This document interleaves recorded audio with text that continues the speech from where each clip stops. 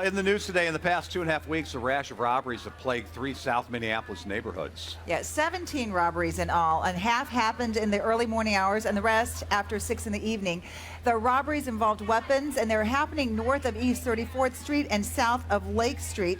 The Powderhorn, Corcoran, and Central neighborhoods have been targeted.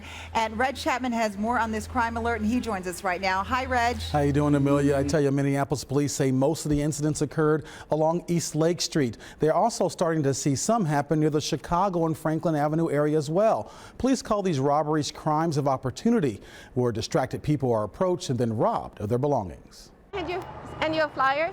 I have this in English and Espanol. Crime prevention specialist Karen Knott spends her day handing out flyers, alerting people along East Lake Street about a rash of robberies that have plagued the neighborhood. So we want people to be extra careful, especially in the early morning hours and the nighttime hours.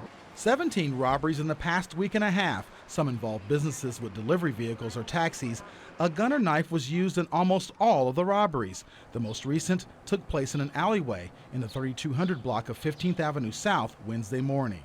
A woman was sitting in her car with a small child in an alleyway when 2 men walked up. One of the men pointed a gun at her and told her to open the door. When she refused, he busted the window. The woman was able to grab her child and run. The 2 men took off in her car. When people are getting robbed, more often than not, the incidences are where the victim is distracted.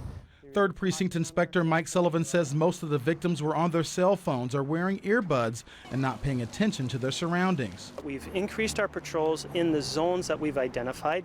Police are also using officers in plain clothes to do surveillance in the area. Their challenge, the description of those responsible vary in race, sex, and age.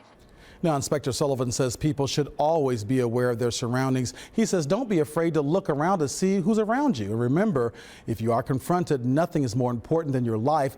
Let them take the property and run, Amelia. Good advice, Reg. Thank you.